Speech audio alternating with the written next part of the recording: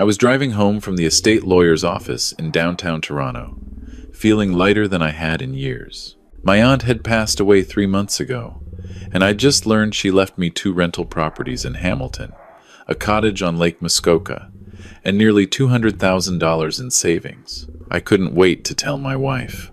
But the moment I walked through the front door of our Scarborough home, I heard her voice coming from the kitchen, talking with our son. I was about to call out, but something made me stop and listen. What I heard next made my blood run cold. Let me start from the beginning. The phone call came on a gray Tuesday afternoon in early March. I was in my home office, reviewing some consulting work I'd taken on since retiring from my accounting firm 2 years ago. The number was unfamiliar, a 416 area code. Good afternoon. Am I speaking with Mr. Harold Mitchell? Yes, that's me. My name is Patricia Chen. I'm an estate lawyer with Chen and Associates. I'm calling regarding the estate of your aunt, Margaret Ellen Mitchell. You're listed as the sole beneficiary of her will. I sat back in my chair, confused. My aunt had passed away in December, just after Christmas. The funeral had been small, just me, a few neighbors from her building, and a couple of her old friends from the library where she'd volunteered. My wife hadn't even bothered to come, claiming a headache. I'm sorry. There must be some mistake. My aunt lived in a small apartment in Etobicoke. She was on a fixed pension. She didn't have anything to leave. Mr. Mitchell, I understand your surprise. Many of our clients' families react similarly. However, I assure you, there are substantial assets involved. I'd prefer to discuss the details in person. Could you come to our office this week? Of course. I can come tomorrow. Excellent. 2 o'clock? I hung up and stared at the wall. My aunt had been the only family I had left after my parents passed. She never married, never had children. She'd worked as a secretary at a small manufacturing company for 40 years, retiring on a modest pension. She lived frugally, always wearing the same few outfits, always bringing her own lunch when we met for coffee. What could she possibly have left me? The next day, I drove downtown to a sleek office tower on Bay Street. The law firm was on the 14th floor, all glass and polished wood. Patricia Chen was a woman in her early 50s, professional and warm. Mr. Mitchell, please have a seat. I'll try to explain everything clearly. She opened a thick folder and began laying documents on the desk. Your aunt came to me 5 years ago to draft her will. She was very specific about her wishes. She wanted everything to go to you, and only you. Everything? But she had nothing. Patricia smiled gently. That's what she wanted everyone to believe. Your aunt was what we call a stealth millionaire. She began investing in real estate in the early 1980 seconds, when prices in the Greater Toronto area were still affordable. She bought her first rental property in Hamilton in 1983 for $62,000. She slid a property deed across the desk. I stared at it. That property is now worth approximately $420,000. She owns a second rental property in the same neighborhood, purchased in 1991. Current value is roughly $380,000. I couldn't speak. Additionally, she purchased a cottage on Lake Muskoka in 1995. The property includes lakefront access and a 3-bedroom cabin. Conservative estimate is $600,000, though waterfront properties in that area often sell for more. This is impossible, I whispered. There's also a savings account with $192,000 accumulated from rental income over the decades. She lived off her pension and let the rental income compound. I did the math in my head. Nearly $1.5 million in assets. Why didn't she ever tell me? Patricia reached into her folder and pulled out a sealed envelope. On the front, in my aunt's shaky handwriting, it said, "For Harold, open after you learn the truth. She asked me to give you this. She said you would understand once you read it." I took the envelope with trembling hands. The paper was thick, cream-colored, the kind my aunt always used for important letters. "Would you like some privacy?" Patricia asked. "Please." She stepped out, closing the door softly behind her. I tore open the envelope and unfolded the pages inside. "My dearest Harold, if you're reading this, I'm gone, and you've just discovered my little secret. I imagine you're shocked. Good. That means I kept it hidden well. You're wondering why I lived the way I did. Penny pinching, wearing old clothes, eating simple meals. The truth is, I enjoyed that life. I never needed much. But more importantly, I didn't want anyone to know what I had. Money changes people, Harold. It brings out their true nature, and often that nature is ugly. I watched you over the years. I saw you marry young, full of hope. I saw you work hard, provide for your family, sacrifice your own dreams to keep everyone else comfortable. And I saw how they treated you in return. Your wife never liked me. She thought I was a burden, an embarrassing old aunt with nothing to offer. She stopped coming to our lunches years ago. She rolled her eyes when you mentioned visiting me. She didn't even come to my funeral, did she? I know things, Harold. I know she controls the money in your household, even though you earned most of it. I know your son only calls when he needs something. I know your daughter-in-law looks at you like you're furniture. I'm not telling you this to hurt you. I'm telling you because I want you to see clearly. This inheritance is not just money and property. It is your freedom. Use it wisely. But listen carefully to what I'm about to say. When people find out about this inheritance, they will change. The ones who ignored you will suddenly become attentive. The ones who dismissed you will become interested. Watch them. Listen to them. Let them show you who they really are before you make any decisions. Don't announce this inheritance right away. Go home, act normal, and observe. You might be surprised by what you discover. I believe in you, Harold. You're a good man, perhaps too good for your own sake. It's time to start living for yourself. With all my love, your Aunt Margaret. I sat in that office for a long time, reading the letter twice, 3 times. My aunt had always been perceptive, but I dismissed her comments about my wife as the grumblings of an old woman who didn't understand modern marriages. Now I wasn't so sure. I finished the paperwork with Patricia, signed where she indicated, and left the office with copies of everything in a manila folder. The originals would be kept in the firm's safe until I decided what to do. On the drive home, I thought about what my aunt had written. Don't announce this inheritance right away. It seemed paranoid. My wife and I had been married for 37 years. Surely I could trust her. But something made me hesitate. Call it intuition. Call it my aunt's warning echoing in my mind. When I pulled into the driveway of our house, I decided to wait. Just for a day or two. Just to see. I walked in the front door and called out, "I'm home." My wife came out of the kitchen, barely glancing at me. "Where were you?" "Had to run some errands downtown. Dinner's at 6. She turned and walked back to the kitchen. That was it. No curiosity about where I'd been or what I'd done. In 37 years of marriage, she'd stopped being curious about me a long time ago. That night, I couldn't sleep. I lay in bed next to my wife, listening to her steady breathing, thinking about my aunt's words. Money changes people. It brings out their true nature. What was my wife's true nature? I thought I knew, but suddenly I wasn't certain. The next few days, I observed.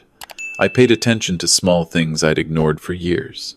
How my wife never asked about my day. How she made decisions about the house, the finances, our social calendar, without consulting me. How she spoke to me like I was an employee rather than a partner. And then there was the matter of the household finances. I'd handled the money early in our marriage, but somewhere along the way, my wife had taken over. She said I was too busy with work, that she would manage things. I was grateful at the time. Now I started to wonder. I checked our joint accounts online. The balances were reasonable, nothing alarming. But then I noticed transfers I didn't recognize. Small amounts, 200 here, 300 there, going to an account I'd never seen before. When I asked my wife about it, she waved her hand dismissively. That's for household expenses. I keep a separate account for groceries and such. It's easier to track. It sounded reasonable. But something felt wrong. A week passed. I said nothing about the inheritance. And then my son came to visit. My son was 42, a middle manager at a telecommunications company. He lived in Oakville with his wife and 2 children. He visited perhaps twice a year, usually when he needed something. He showed up on a Saturday afternoon, alone. "Dad, got a minute?" We sat in the living room. My wife was out shopping. What's on your mind? He fidgeted, avoiding my eyes. Look, I heard about Aunt Margaret.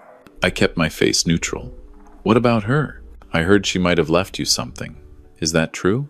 Interesting. How did he know? I hadn't told anyone. Where did you hear that? Mom mentioned it. She said you'd been to see some lawyer downtown.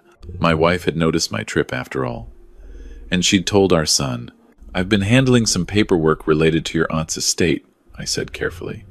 There are always things to sort out when someone passes. Right. But is there, anything substantial? Why do you ask? He leaned forward. Dad, I'll be honest with you. Things have been tight lately. The company's talking about layoffs, and my mortgage is killing me. If there's any inheritance, I could really use some help. I looked at my son, really looked at him. When had he become this person? When had hello, how are you turned into, what can you give me? I'm still sorting through the details, I said. When I know more, we'll talk. He left an hour later, disappointed but trying to hide it. I sat alone in the living room, thinking about my aunt's letter. Let them show you who they really are. 3 weeks after my visit to the lawyer's office, I returned to finalize some paperwork and sign additional documents. Everything was nearly complete.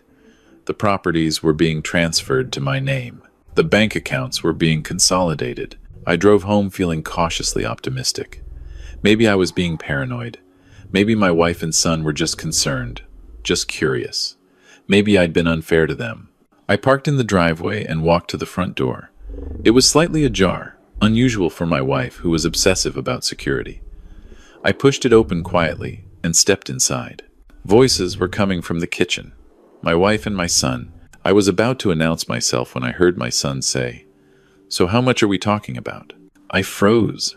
"Keep your voice down," my wife hissed. "The properties alone are worth over $1 million. Plus there's cash. Maybe 200,000. How do you know all this?" I called Margaret's building manager, pretended to be settling her affairs.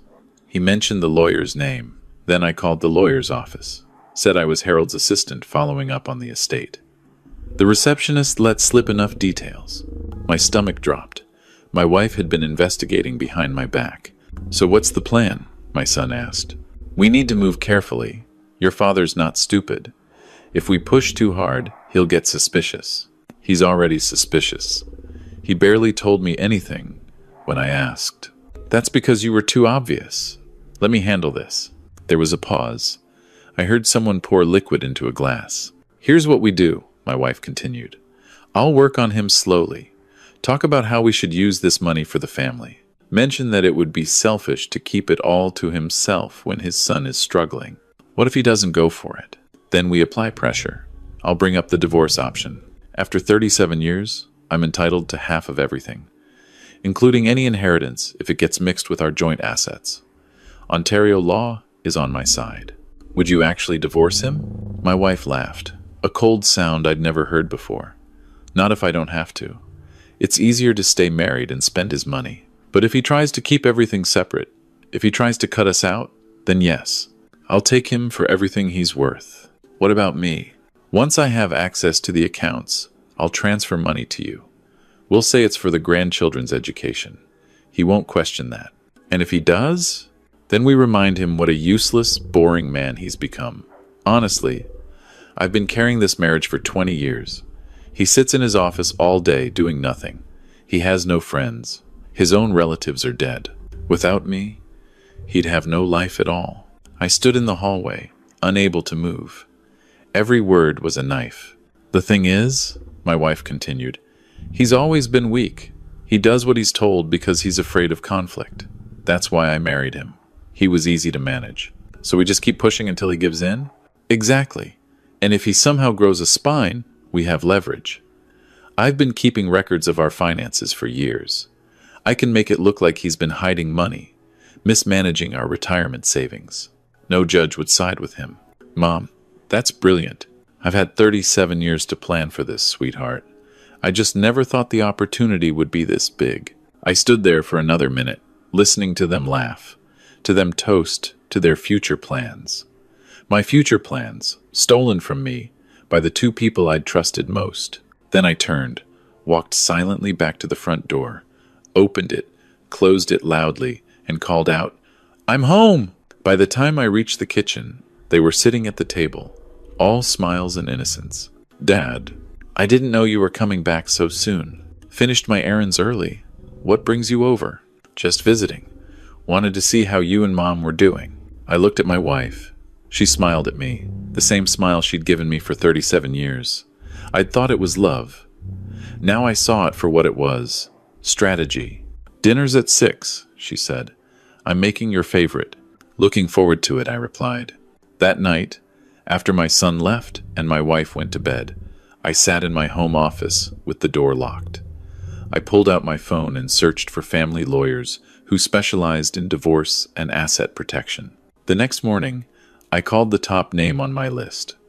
The receptionist said the lawyer could see me Thursday afternoon. "Book it," I said. For the next 2 days, I acted completely normal. I ate meals with my wife, watched television with her in the evenings, made small talk about the weather and the neighbors. Inside, I was cataloging everything, every dismissive comment, every eye roll, every moment she treated me like I didn't matter. 37 years. I'd given her 37 years of my life, and all along, she'd been waiting for an opportunity to take everything I had. Thursday came. I told my wife I was meeting an old colleague for coffee downtown. She barely looked up from her phone. "Be back by dinner." The lawyer's office was in a heritage building in the Annex neighborhood. Sandra Wellington was a sharp-eyed woman in her late 50s, gray hair cut short, wearing a no-nonsense navy suit. "Mr. Mitchell, tell me everything," I told her. The inheritance, my aunt's letter, the conversation I'd overheard. When I finished, she leaned back in her chair. First, the good news. In Ontario, inheritance received during a marriage is generally excluded from the division of property upon divorce, as long as it's kept separate from matrimonial assets. This means you should not deposit any inheritance money into joint accounts, not use it to pay for jointly owned property expenses, and not commingle it with marital funds in any way. What about what my wife said? That she could take half? She's partially right, and that's the concerning part. If you mix inheritance funds with joint assets, the line becomes blurred. Courts can and do include such funds in equalization payments. But if you keep everything separate, maintain clear documentation, and don't use the inheritance to benefit the marriage, you have strong protection. What should I do? First, open new bank accounts in your name only at a different institution than your current bank. Transfer the inheritance funds there. Second, keep the properties titled solely in your name. Do not add your wife to any deeds. Third, document everything. Every conversation, every request she makes regarding the money, write it down. If possible, record conversations, but be aware that Ontario requires all-party consent for recording. What if she files for divorce first? Then we fight. But honestly, Mr. Mitchell, based on what you've told me, I'd recommend filing first. It puts you in a stronger position. You control the timeline, you control the narrative. I thought about 37 years, about the life I'd built, the sacrifices I'd made, about the woman I'd loved, who apparently never loved me back. "Do it," I said. "File the paperwork." "Are you certain?" Divorce is a significant step. I've never been more certain of anything in my life. Over the next month, I prepared carefully. I opened accounts at a different bank and had all inheritance funds transferred there. I collected documentation, property deeds, bank statements, the original letter from my aunt. I rented a safety deposit box and stored copies of everything. I also started looking for a new place to live. The Muskoka cottage was too far from Toronto for everyday life, but one of the Hamilton rental properties had recently become vacant. The previous tenant had moved out, and I'd been planning to list it again. Instead, I decided to move in myself. I hired a contractor to refresh the paint and update the kitchen, telling my wife I was making improvements to increase the rental value. Meanwhile, I continued playing the role of the oblivious husband. My wife grew bolder.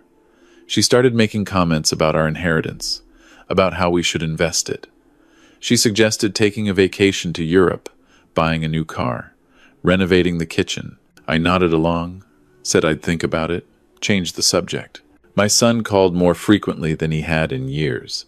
Suddenly, he was interested in my health, my hobbies, my plans for retirement. He invited me to his children's school events, something he'd never done before. "Dad, we should spend more time together. You're not getting any younger." I smiled and agreed. I said nothing about the divorce papers sitting in my lawyer's filing cabinet. 6 weeks after that conversation in the kitchen, my wife's patience ran out. We were sitting in the living room after dinner. She muted the television and turned to face me. "Harold, we need to talk about Margaret's estate." "What about it?" "You've been very secretive about the whole thing. I'm your wife. I have a right to know what's going on. The estate is being processed. These things take time. It's been 2 months. Surely you know by now what she left you." I looked at her, keeping my face neutral. "Some property, some money, nothing extraordinary." "How much money? Why does it matter?" Her eyes hardened just for a moment before she softened them again. "Because we're a team, Harold. Whatever you have, we share. That's what marriage is." "Is it?" She frowned. "What's that supposed to mean?" "Nothing. I'm just tired. Can we discuss this another time?" She stared at me for a long moment, then grabbed the remote and unmuted the television. "Fine. But we're not done with this conversation." "No," I thought. "We're not." The next day, I went back to my lawyer's office. Sandra had the divorce papers ready. "Once you sign these and I file them, your wife will be served within the week. Are you prepared for her reaction?" "I'm prepared." "Do you have somewhere to stay?" "I'll be moving to my property in Hamilton." "Good. The less contact you have during this process, the better." I signed the papers. Sandra said she'd file them Monday morning. "One more thing," I said. "My wife mentioned she's been keeping records. Something about making it look like I've been mismanaging our retirement funds. Should I be concerned?" Sandra's expression sharpened. "Do you have any evidence of financial mismanagement on her part?" I noticed some unusual transfers from our joint accounts to an account I don't recognize. "How much?" "Thousands of dollars over the past few years. Small amounts, but they add up. That's potentially significant." "Can you get documentation?" "I can try." "Do it. If she's been siphoning money without your knowledge, that's relevant to the divorce proceedings." I went home and waited until my wife left for her weekly bridge game. Then I went through her desk in the spare bedroom, something I'd never done in nearly 4 decades of marriage. In the bottom drawer, beneath old magazines and recipe clippings, I found a folder. Inside were bank statements from an account at a credit union I'd never heard of. The balance was just over $43,000. All of it transferred from our joint accounts over the past 8 years. Small amounts, 50 here, 100 there, just like I'd noticed. There were also receipts, expensive restaurants I'd never been to, a spa weekend in Niagara on the lake, a designer handbag that cost $3,000, and at the very bottom, a handwritten note. It was my wife's handwriting. "Retirement fund, $892,000. If Harold dies first, I get everything. If we divorce, I get half plus whatever he inherited. Either way, I win." I photographed everything with my phone and put the folder back exactly as I'd found it. That night, lying in bed next to my wife, I felt nothing. Not anger, not sadness, not even betrayal. Just a cold, clear certainty that I was doing the right thing. Monday came. My lawyer filed the papers. Wednesday afternoon, my phone rang. It was my wife, and she was screaming, "What is this? What have you done?" "I'm filing for divorce." "You can't do this, after everything I've given you." "Given me? What exactly have you given me?" "My best years. My youth. I stayed with you when I could have done so much better." "Then consider this your opportunity to do better. You'll regret this, Harold. I'll take you for everything. I'll make sure you end up with nothing." "Talk to my lawyer," I said, and hung up. I'd already moved my essential belongings to the Hamilton house.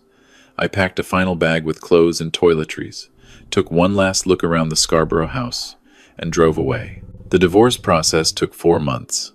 My wife hired an aggressive lawyer who tried every tactic imaginable. She claimed I'd been emotionally abusive. She demanded half the inheritance. She accused me of hiding assets, My lawyer countered with the bank statements I'd found, the secret account, the evidence that my wife had been stealing from our joint finances for years. The judge was not impressed. In the end, my wife got half of our joint marital property, which was fair under Ontario law. The house was sold and the proceeds split. Our retirement savings were divided, but the inheritance remained mine. Every dollar, every property, untouched. My son stopped speaking to me after the divorce was finalized. He sent one final email calling me selfish and ungrateful. I didn't respond. My daughter-in-law blocked me on social media. My grandchildren, I learned, were told that Grandpa had abandoned the family. It hurt. I won't pretend it didn't. But when I sat on the porch of my Hamilton house, looking out at the quiet street, I realized something. I'd spent 62 years trying to make other people happy, trying to be a good husband, a good father, a good provider. And in the end, none of it mattered to them. I was just a source of money, a means to an end. My aunt had seen it clearly, even when I couldn't. Spring came to Hamilton. I repainted the porch, planted a small garden, met my neighbors. They were good people, ordinary people, who invited me to barbecues and asked how I was doing, not because they wanted anything from me, but because that's what neighbors do. In May, I drove up to the Muskoka cottage for the first time since inheriting it.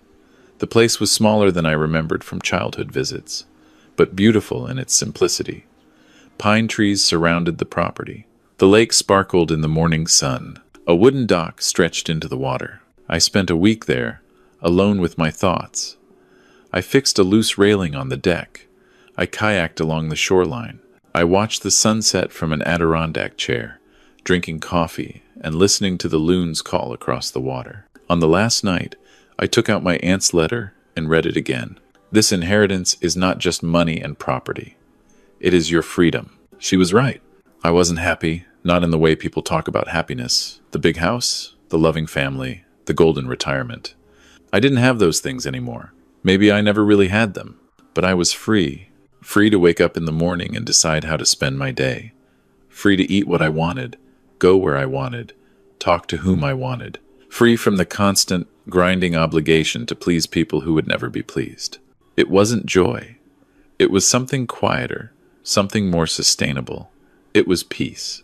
A year after the divorce, I ran into my wife at a grocery store in Toronto. I'd driven into the city for a specialist appointment. She looked older, smaller somehow. When she saw me, her face went through several expressions: surprise, anger, and then something I couldn't identify. Harold, hello.